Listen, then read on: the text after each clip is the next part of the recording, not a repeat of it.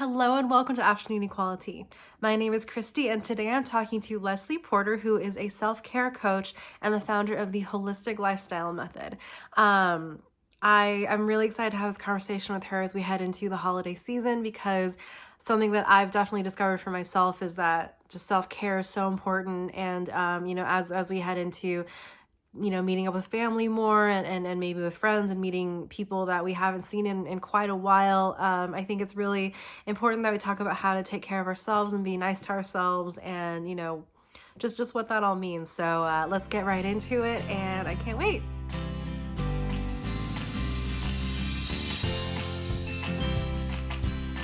Leslie, how are you doing today? I'm well. How are you? I'm so good. Thank you so much for being on. So excited. Really. Yeah, I'm really looking forward to talking to you. Because I know we talked briefly, and then you actually sent me like the breakdown of your program, and I love how it's focused on like holistic self-care. Totally. And I really want to get into what that means, because I feel like when you hear the term self-care, when most people hear the word like self-care, they just assume like, face masks and mani-pedis and but it really goes a lot deeper than that. Totally. It does. And it's, yeah, it does. We'll get into it. There's more to say. Yeah. Yeah, for Yeah, sure. for sure. Okay, but so to kick us off, let's just talk a little bit how you got started in this space and why you left your last career for this one, because you didn't start in here. You actually you were a professor, I think you said. Oh yeah. I was a tenured professor for 17 years. Wow. And I recently resigned in August. You know, the whole, there was a great resignation. I was part of it. Okay. And, but I've actually been doing what I do for 23 years. So even though I was Okay. also a professor, I was doing this on the side part-time as well. Now I'm Okay. full-time. Okay. So why did you decide to leave your professorship, and what were you teaching exactly? I was in the kinesiology department, and Okay. I was actually teaching yoga, Pilates, meditation that whole time. And one of the things that, and I'm a somatic experiencing practitioner, which I'll get to in a second of what that means. Mm-hmm. But I was finding that I felt held back. It was almost like I could do the class with my eyes closed, and I wasn't growing.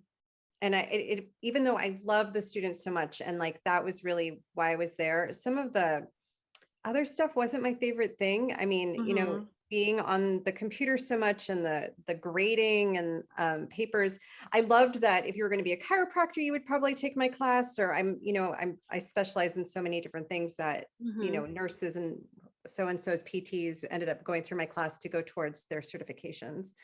But it just wasn't the right fit anymore. I mean, you grow, right? And I grew out of it. It wasn't right anymore.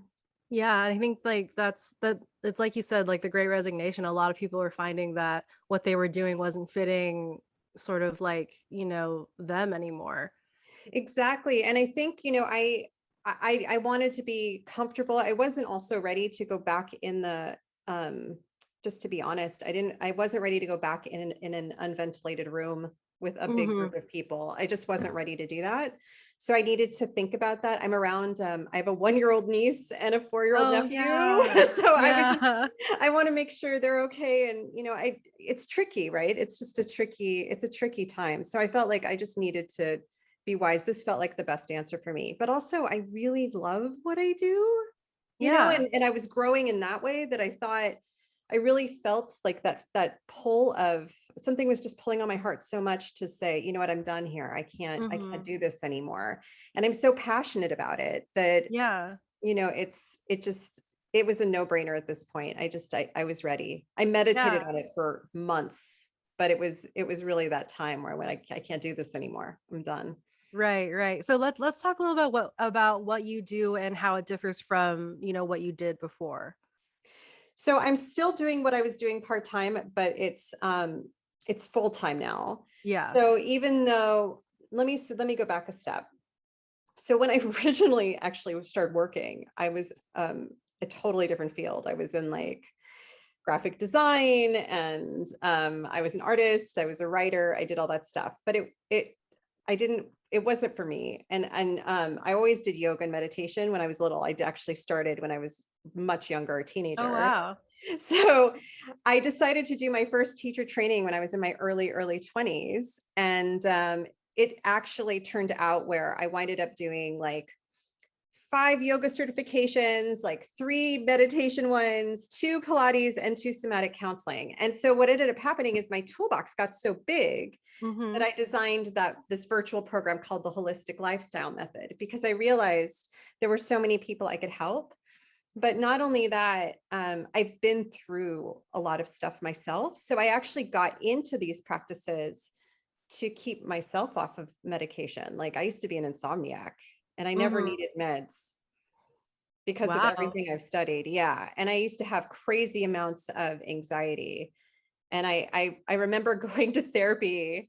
I'll be totally honest here. I went to therapy for like 10 years. And I remember at the 10th year, I looked at my therapist and I said to him, I was like, we've been talking about the same thing for 10 years. Like I'm Yeah. literally complaining about the same thing. And I didn't feel like I was healing. Yeah. Wow. And I said, what is the point of this? I feel like I'm just giving you money and we're talking about the same thing over and over again. Mm-hmm. And so what ended up happening is my meditation teacher told me to get to go study somatic experiencing, which is what I did. And I avoided it actually for years because I was like, I really don't need another certification. but, but I did it. And what I realized was that was the piece I was missing, Okay. because it's about healing from the body level and not the mind level. So even though there is a mind element to it, it was more about regulating the nervous system and working through attachment issues. And Mm. once I started doing that and realizing that, I was like, oh, I'm not the same anymore. I'm better. And so Mm-hmm. all those issues that I hadn't healed were better. And I thought, oh, cool, I can actually use this with my clients and see, and it's been working. That's amazing. It is. So what does holistic self-care mean to you and how do you embody this now? I love that question so much. You know, there's a couple of directions in this. One is that, we're in this place right now in the world where there, I feel like when was the last time you heard someone say, God, you're supporting me so much? Like, you know what I mean? That's not Yeah. something you hear from someone. Oh my God, you're just giving me too much support. There's too much empathy coming from, you know what I mean? Like we don't Right. hear that very often. That's Yeah. not something that, you know what I mean? Mhm. If someone doesn't know what I'm saying, go on the news right now. You're going to hear lots of anger and angst. And like, all you're going to hear about is the lack of empathy and the apathy over and Yep. over and over and over and over again.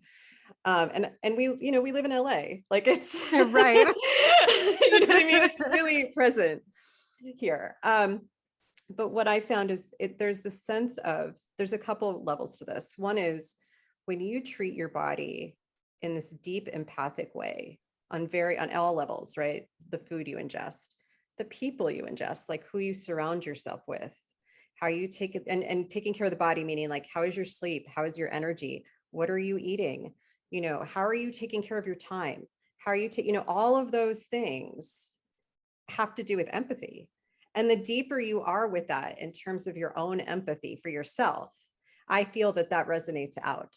So however you treat yourself is going to affect everyone around you, and it's going to affect everyone around them. Mm-hmm. So that's one part. Another part of that is the mind is going to respond to that. So I think of the mind as you're on a radio frequency and you get to choose which radio station you actually want to live on.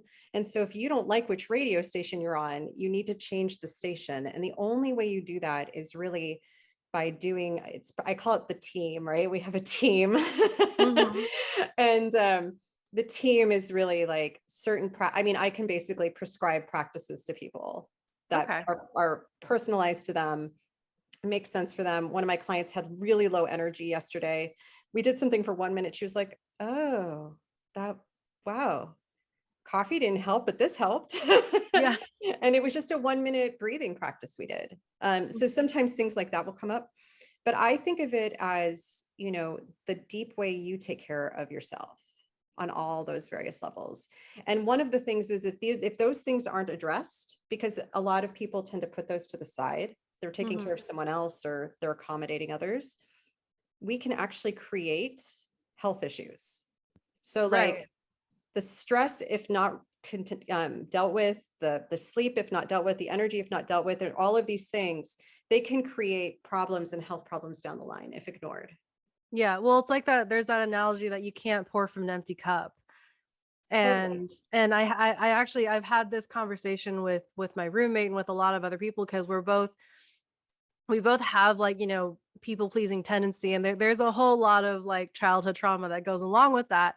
But Totally. ultimately, like, now, like, we're those friends that people tend to, like, they come to us with their problems, they come to us to vent and to talk things out, and to, like, and as much as we love being there for those people, like, there are moments, I mean, like, there are moments when we both get into these funks where it's just like we can't talk or speak or, like, listen, or just, like, we Yeah. can't even watch TV just because, like, we can't take anything in.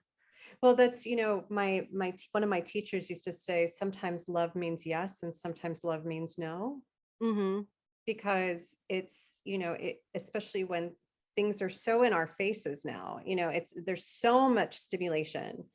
And even, I was taking this marketing class, and this woman was like, you need to take massive action. Like, it was all like massive action means, and I felt that out. I literally stepped back from massive action, and I Mhm. took 5 days away I detoxed from social media for 5 days. I went, you know Yeah. what? So massive action to me means turn this off. So I turned it off. I did everything else I need to do for myself. Mhm. And I was like, you know what? Sometimes massive action doesn't mean taking action. It means stop.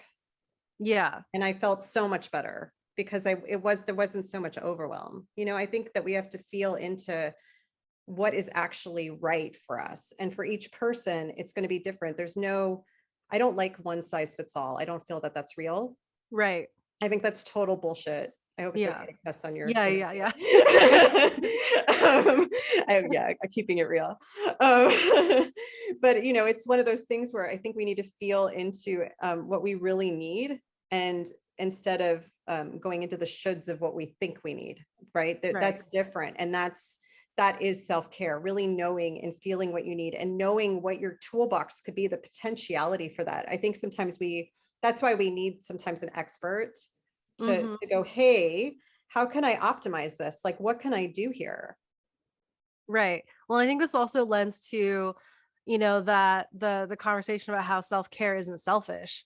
Cause that, I think that Oh, also, that stops a lot of people. I know that stops me sometimes, like, because, like, taking that time and needing that space, it's hard to ask people for that sometimes, because it's like, if someone you love is struggling, you want to be there for them. But, like, if I personally am not in a space to handle it, then, like, what good am I actually? Like, and am I letting them down by not being there for them, even if I'm clearly not really being there for myself either. Like, do you know what I mean? well, yeah, I think that's such a great thing to bring up, because actually it's a gift, because you're being authentic with them when you are saying to them, hey, I love you, right? Like, I love you so much, and I'm so sorry you're struggling.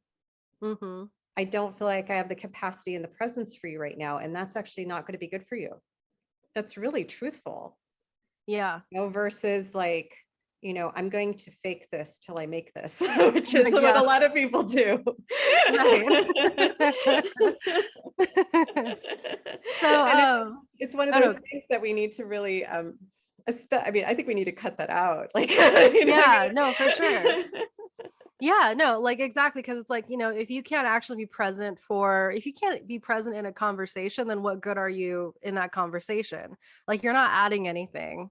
Like, you're kind of just, like, taking up air. Like, it's not beneficial to anyone in that point. well, you were saying the empty cup. And Yeah. one of the images I usually, or the metaphors I give my clients, is you can't give water from an empty well, Mhm. right? If you're empty, Right. if your well is empty, there's nothing to give. You are literally trying to give from an empty well, Yeah, exactly, exactly. which isn't good. So, yeah, so with that said, what are different ways that you help clients to discover their own self-care practices and implement it in their lives? And I was excited. One of my clients told me she doesn't need sleep meds anymore. Oh, I wow. know, 1 week doesn't need them anymore. I'm really That's excited about amazing. that. It is amazing. I feel pretty honored about that.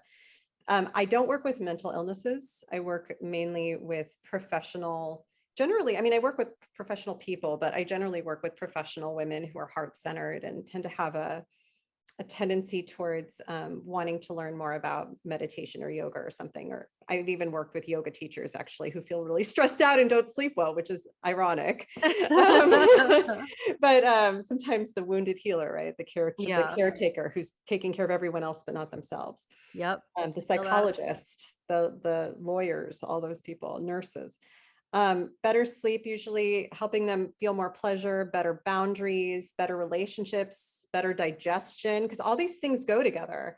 Less stress, more relaxation, finding more peace within themselves. I think of it as like, you were saying, I forgot how you put this, how it's, sometimes we think of self-care as selfish. I Mm-hmm. think of it as a peaceful revolutionary act.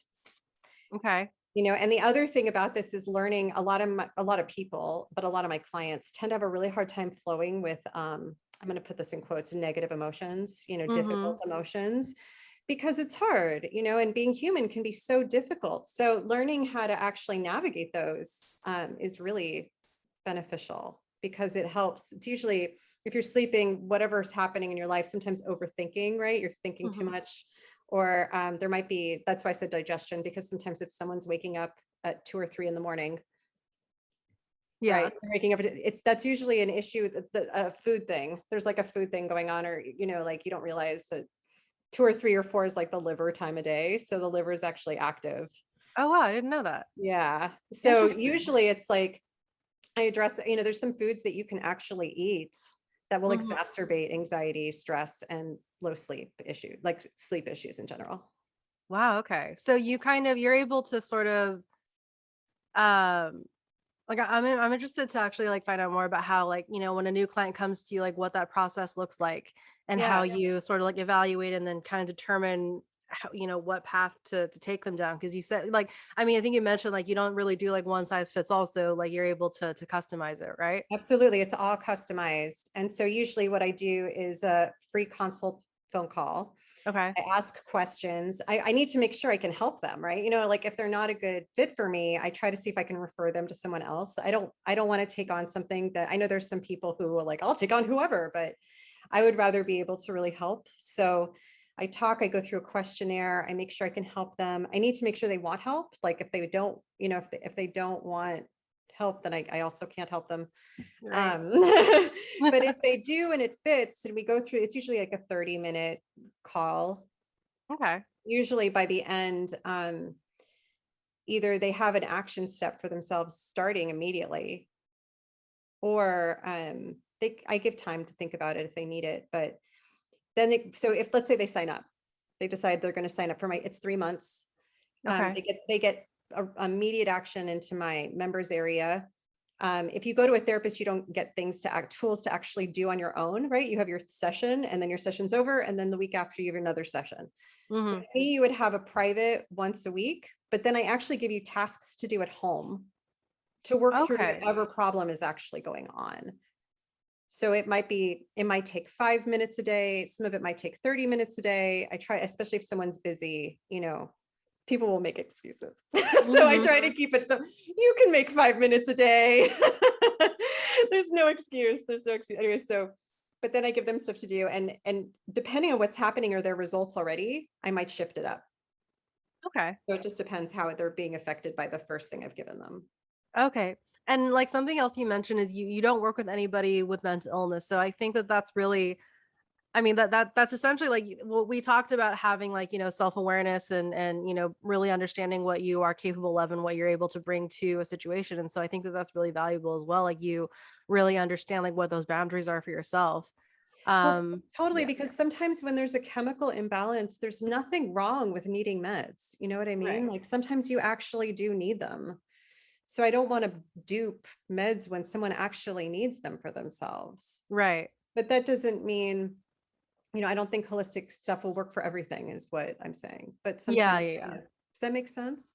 Yeah, totally. No, and I Yeah. think like, I mean, you don't diagnose anything. Like you just, hey, like I think this might be out of my realm. my, yeah, exactly. Out There's of some my people lane. beyond Yeah, my and lane. I've done that before where I've said, hey, and then they want to stay holistic, but I'm like, hey, this Yeah. would probably be better for a psychologist or psychiatrist and not a somatic experiencing Mm-hmm. person. Maybe alongside, right? Maybe Yeah. alongside, but not as your main thing. Not if that's Yeah. not my specialty.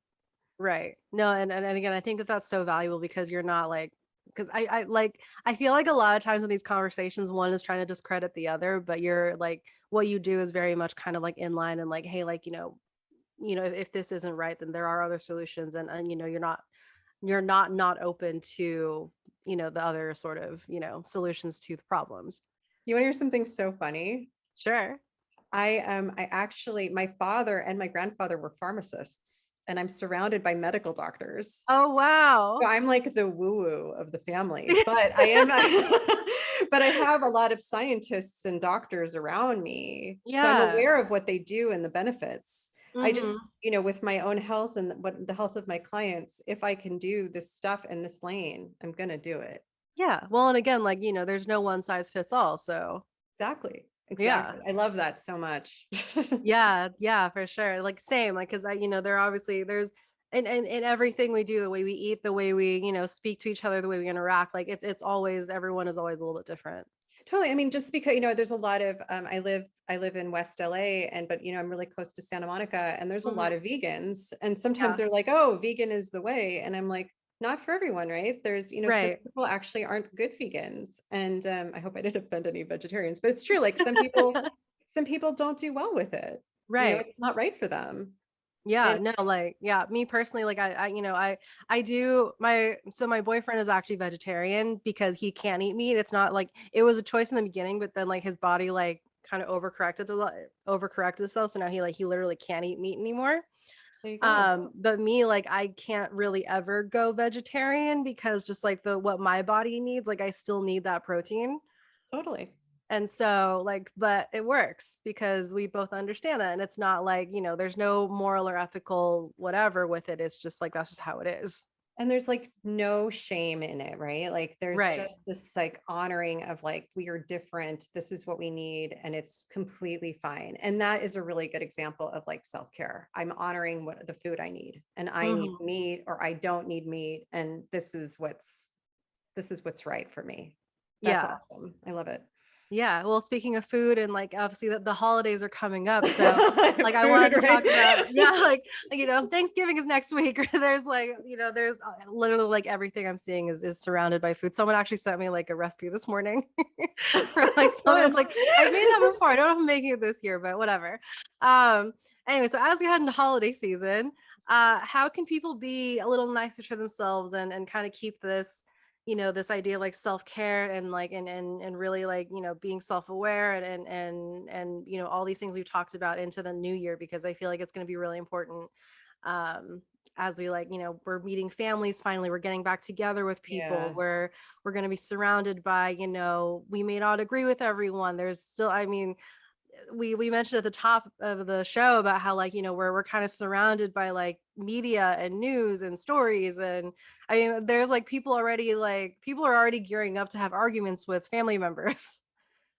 And so yeah. I know Like it's really, I was thinking about this because you gave me this question earlier. I have a couple things with this one. hmm. There's a comic where there's two monks talking and one in the first box, right? And then the monk is getting trained by his mentor. And the mentor says to him something like, this is your last step before your enlightenment. And then the next box is he's with his family at like a holiday dinner and they're all like screaming and like, Chaos. like hitting his head and what's going on with your bald head. And like, they're all like talking about they're drinking and it's all this chaotic crazy. Uh-huh. I think that's so relevant because, oh, it's like, it's in some meditation practices they talk about taking your seat and you're your own Buddha under your own tree of enlightenment, whatever that looks like, right? Like all of Hmm. this stuff. And so there's a couple things here. If let's say I mean, ideally you're with people you want to be with and you Right. love and care for you and it's safe.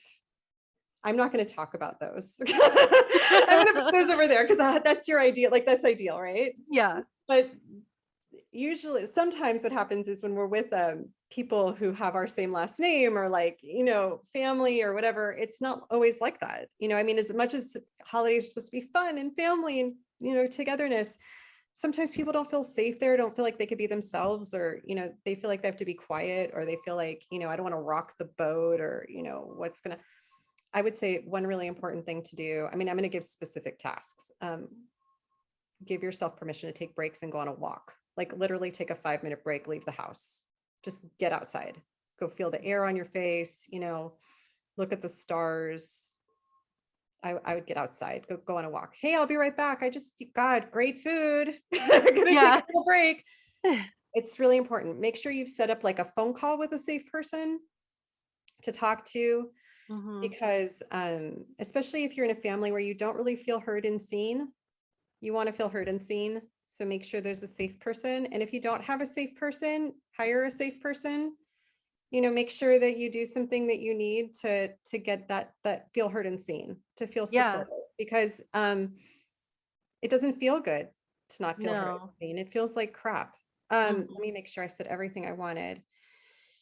Yeah, go outside, take a walk, call a safe person, get clear on, so on a bigger scale in terms of like New Year's, I would make a list of the qualities you want to become, like who you actually want to become. And are you aligning with that? Are there things in your life that are aligning with that? Or do you need to make some different choices of how to get to where you want to go? It's not just who you are right now. I mean, I'm sure everyone has amazing qualities, but when you do that, when you can look at who you want to become, and if right now isn't aligning with that, you can look at where to fill in the blank. Okay. And it's not about fixing. I don't like that. It's more about like meeting these places with tenderness and softness, to, again, that empathy of this is where I am. This is what I need. This is how I get clarity for myself and the way I need to take care of myself and my body and my heart and my Yeah, mind. no. Yeah, yeah. No, I love that. Like it's, the idea that we're not trying, like we're not talking about fixing anything because nothing is really broken. It's just like needing to, kind of take that moment to figure out, or like just to kind of pinpoint where what it is you're feeling and what you need in that moment. Yeah. I think of enhancement, right? Yeah. You're enhancing that. And like, I think that's one of the things I do with people is I help them see. That's one of the things that, I mean, some people need therapy, so I don't mean this in a, I mean, and so like I said, I am pro therapy for people who really do need it and it's good for them. Right. Yeah. But if it becomes this thing where it's like a crutch, which is what was happening for me, where it was like I was just talking and talking and talking and I wasn't really going anywhere, but just like giving a check every week, Mhm. then there needs to be a moment of, and this is what I do with my clients, I'm not trying to get them dependent on me. Right. I'm trying to get them to be their own guides, so they know themselves so deeply, they know what they need and want, and they can make better choices around all of that and know what their options are. So that's something I think with this time period, it's so nice. It's like a hibernation period to go in, to go, how do I get this clarity? What do I need right now? What do I want? Even with like the food you eat, Mhm. is this what I need right now? With the sleep, with the energy, with the people in your life, it's a great time to, I call it the life audit time. I love that. Yes. It's such a good time to go inward and check in with that clarity. Yeah. Yeah, that's amazing. Well, how do people find you and get in touch with you and learn about, your programs and what it is you can help them with? They can, if they feel like they resonate with what I spoke about today, they can always set up a clarity call. Again, it's free. It's like a Mhm. consult, really. And www.leslieporter.com/connect. I'm assuming Okay. you'll put that somewhere where I Yes, don't Cecil, spell I'll have that in the show notes. out. And then, or they can email me and I can send them, kind of like I sent you, I can send them the overview of my program and they can see Perfect. what that looks like, which is Leslie@leslieporter.com. Those two places Perfect. would be the best. Okay, awesome. Well, this was great. Thank you so much. This was really helpful. And like I said, I was really looking forward to this because, I like self-care has become so important to me in my life and just like in the way that I embody self-care, and I know like it's been a big conversation for a long time, like people, like asking people to take better care of themselves, or like especially now that, the pandemic is kind of, it's not really, yeah, it's not really coming to an end, but like things are going back to normal. And so, like there's more stressors happening now, and needing to, we're exiting this space where we had all the time in the world to self-care, to now needing to figure out how to fit it in better. Absolutely. And it's, it's one of those things where we have to remember that when we prioritize ourselves, when we Mhm. really deeply prioritize ourselves and we start to really find our way in navigating all of that and get the right support and, education and all of that accountability, everyone around you starts to actually feel that. And then they Mhm. start to suddenly go, I'm better too. Like, it just creates this like ripple effect to everyone around you. And you start to resonate that Yeah.